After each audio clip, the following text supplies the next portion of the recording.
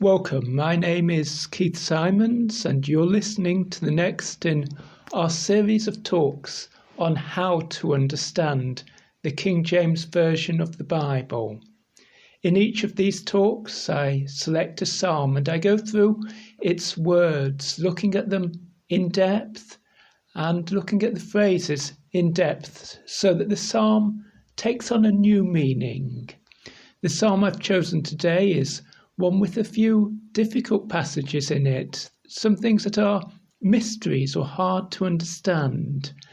And the danger when you come across such a passage is that people get depressed. They start saying, well, no one can really understand the Bible, or it's all a matter of personal interpretation.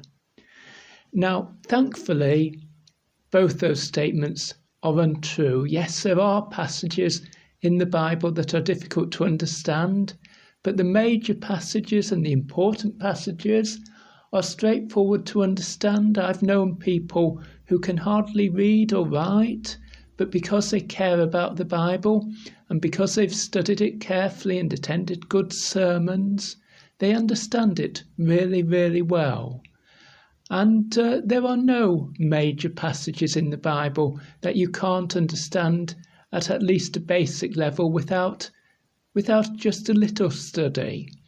And so don't be put off by the fact that there are mysteries here, there are things that we don't really understand. Rather, think about them and pray about them and see what God will teach you from this psalm. So our psalm for today is Psalm 24. Psalm 24, and as usual, I'll be going through it verse by verse. The first verse says, Psalm 24, "The earth is the Lord's, and the fullness thereof, the world and they that dwell therein." So it says the earth, and that could mean the land of Israel, or it could mean the whole world. But we're given a clue in the second part of the verse that it's not just talking about Israel, it's talking about the whole world belonging to God. So when it says the earth is the Lord's, it means the whole world belongs to God, and the fullness thereof, everything that fullness fills it. Everything that fills the earth, all its people, all its precious things, its plants, its animals, they all belong to God, the Lord. And then it repeats the same idea in the second half of the verse.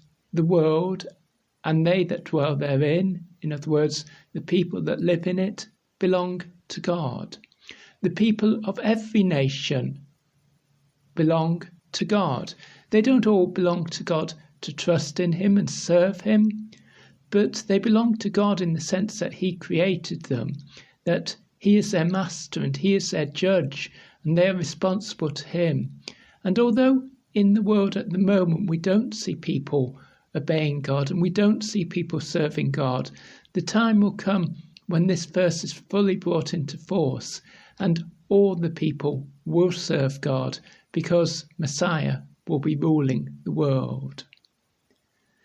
So when we look at the world, we see the land and we see the seas. And we think about the land and we look at how unstable it looks, surrounded on every side by the sea with its waves and raging so strongly. And yet God has established a firm place for the land. That's the thought in verse 2.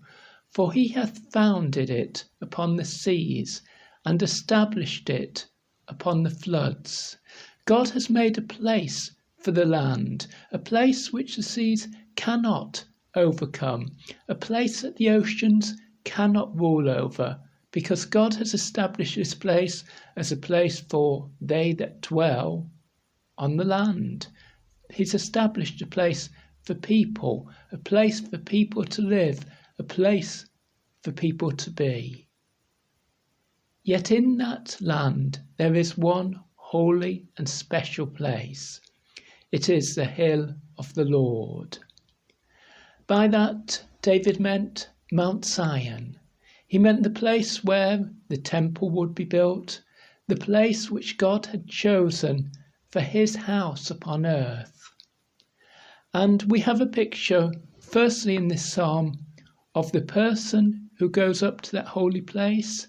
And then later in the psalm, we see that God himself enters that holy place like a conqueror, like a great army captain who's won the battle, and in great processions he is led up to that holy place. But let's first think of the person who has a right to go into God's holy place, the hill of the Lord, the place where the temple stood. Who can ascend, go up to that place? Who has the right to stand in the place which is sacred to God? And David answers his own question in verse 4. He says, well, you can't be someone who's doing evil things. You can't be someone who has turned against God, who hates God. If you're going to be in God's holy place, if you're going to be present in the place where God is, you have to, he that hath clean hands. You have to have clean hands. In other words, if you've killed someone, you might say you have bloody hands. If you are not guilty of wrong actions, that's the person who has clean hands. His actions are right and good. But more than clean hands are needed, because there's also a need for a pure heart. Deep within him, he's got to have the right attitudes. What are the right attitudes? Pure attitudes. Attitudes that don't mix good thoughts and evil thoughts. He's got to have right thoughts and only right thoughts. This person hath not lifted up his soul unto vanity. Vanity means something that has no worth, something that has no value. The Bible often describes false gods as vanity because they have no value. And the person's soul is his inner life. This person hasn't given his inner life over to false gods, to wrong ideas, to foolish thoughts, to things that have no value, because his soul, his inner life, belongs to God. Nor has this person sworn deceitfully. Sworn, to swear, means to promise. Deceitfully means a lie. This person hasn't made promises that are lies. Now that's the person, David says, who receives the blessing from the Lord. That person whose inner thoughts and whose outer actions are right is the person who God shows his kindness to. His blessing means the kindness of God. And righteousness from the God of his salvation. How does this person get to this stage where he has clean hands and a pure heart, right actions and right attitudes? It's not come from himself, but from God. God has saved him. That's what salvation means. God has rescued him. God has given him a right relationship with himself. That's what righteousness means. So if this person has received righteousness from the God of his salvation, God has rescued him and given this person a right relationship with him. Perhaps this person was far from God. Perhaps this person wasn't obeying God and wasn't serving God, but God rescued him and turned his life around. God gave him a right relationship with himself so that he could do what was right, so that he could think what was right, so that he wouldn't turn away to empty and false ideas and wrong gods, so that he wouldn't speak lies, and so that he would carry out his promises. This is the kind of person who is God's person. This is the kind of person who has the right to go up to God's holy place and to serve him, the true and living God, because God is also a pure and holy God. God does what is right. God does what is good. There is nothing evil in him. And so the person who approaches him must have nothing evil in him as well. That's because that person either never did any evil thing, if there be such a person, or because God has forgiven that person's evil things. So, verse 6, this, what we've just described, is the generation of them that seek him, that seek thy face. It's such people who are God's people. A generation means an age of people. The people who God has reborn, the people who God has saved and given his righteousness to, they are the ones that seek God. And they don't just seek God in the sense of vaguely wanting to know God. No, they want a personal relationship with God. This is the generation of them that seek thy face. They want the day to come when they will be in front of God, when they will look upon God. Moses could only see the back of God as God went away from him. Yet that was a holy and a wonderful experience for Moses. Yet the person who God has forgiven, the person who God has saved and given a right relationship with, he is seeking the face of God. He wants to see God and to speak with God face to face. This is a generation of them that seek him, that seek thy face, O Jacob. There's our first mystery. O Jacob. Why does it say, O Jacob? Well, it's talking to someone called Jacob, and we know that because of the word O. That shows that you're addressing Jacob. And we've said, this is the generation of them that seek thy face, your face, O Jacob. So we can see that this person is seeking God, but why is God called Jacob? Jacob is the name of God's people. And one answer which some people have tried is to say, well, the generation is called Jacob because, like Jacob, they sought God. Or maybe it's God who's humbled himself and accepted the title of Jacob to show these people his love and his care for them. Or maybe it has some other meaning. As I said, it's a mystery, we don't know.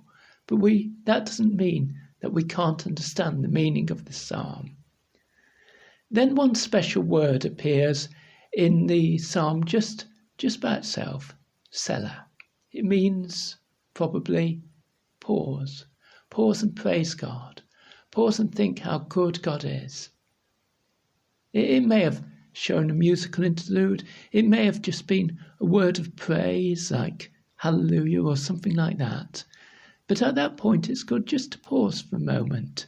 And as you read a psalm, just to think about what these words mean and how great and wonderful these words are. And then we move on to the second part of the psalm. The second part of the psalm, we've seen the people who can go up to God's holy place, but now God himself is going up to his holy place. And we think this is probably a reference to how the Ark of the Covenant, the sacred box that contained the tablets of stone with the Ten Commandments on them, how that box was brought by David from Kiriath Jearim up to the place where the temple of God would in the future stand. And we think that this passage describes the opening of the gates of Jerusalem as that sacred box arrived there. But it has a deeper meaning because it's not just a box that's arriving there, however sacred, but God is coming as the King, the glorious King, to take that place for himself, the hill of the Lord, the holy place for God. And he's coming like a hero, like a champion, like someone who's just won a great battle. And this is like a celebration for that. So it begins verse 7. Lift up your heads, O ye gates. And we've just had the mystery of Jacob, and immediately we're on to another mystery. Why does it say, lift up your heads, O ye gates? Well, the expression O ye gates tells us clearly that this is speaking to the gates, which have to open up so that the end of the verse, the King of glory, God, shall come in. So why does it say, lift up your heads? Well, some people have thought that it was the kind of gate which would be lifted up on ropes so that it would literally lift up so that someone, or in this case God, would go in. Now, you're going to have to be an archaeologist to work out whether such gates existed at the time of the Bible. I think probably not. I think perhaps this is describing the gates as if they're people. You see, the gates of a city were important and honourable and beautiful. They were impressive. They were extremely impressive. And in the same way, people, however impressive they are, have to give respect to their ruler. And when their ruler goes past them in an impressive procession, what do? The people? They lift up their heads. And so I think maybe this is describing the gates as if they're people. They lift up their heads, they look up to see how impressive and how wonderful the procession is. And so the passage continues, and be ye lift up, ye everlasting doors. It's saying to the everlasting doors, to these doors which are strong and powerful forever, because that's why they're called everlasting doors, be lifted up. And what happens when these gates are lifted up, when they're opened? Then the King of glory shall come in. Glory means wonder and splendour and majesty and beauty. So we're saying the beautiful, wonderful, powerful, glorious King is coming through those gates into Jerusalem to go up to his holy hill, to go up to his house, his sacred place. And someone asks the question, verse 8, who is this King of glory? Who is such a wonderful and glorious and majestic King? And the answer comes back. It's the Lord, the name of God. The Lord who is strong and mighty. The Lord who is mighty in battle. The Lord who's defeated his enemies and now comes to take possession of his temple, his holy place. That's our glorious King. And then the passage, maybe for dramatic effect, repeats the same thing. Again, the announcement is made. Lift up your heads, O ye gates, even lift them up, ye everlasting doors, and the King of glory shall come in. And the question is again asked, who is this King of glory? Who is this glorious and wonderful King? And the reply is just slightly different here. The reply is the Lord of hosts. Hosts means armies. The armies of Israel on earth. The armies of God, the angels in heaven, which form a mighty and glorious and powerful army. The Lord is the King of all these. He, therefore, is the King of glory, the glorious King. And once again, the psalmist urges us to pause and to think with the final Selah. In a moment or two, I'll read the whole psalm for you. But first, let me give you my email address, 333kjv@gmail.com. I'd love you to write to me. The address again, this time correctly, is 333kjv@gmail.com. Do join us again next time when we'll be looking at another psalm, but here is the whole of Psalm 24 for you. A psalm of David. The earth is the Lord's, and the fullness thereof, the world and they that dwell therein. For he hath founded it upon the seas, and established it upon the floods. Who shall ascend into the hill of the Lord? Or who shall stand in his holy place? he that hath clean hands and a pure heart, who hath not lifted up his soul unto vanity, nor sworn deceitfully. He shall receive the blessing from the Lord, and righteousness from the God of his salvation. This is the generation of them that seek him, that seek thy face, O Jacob. Selah.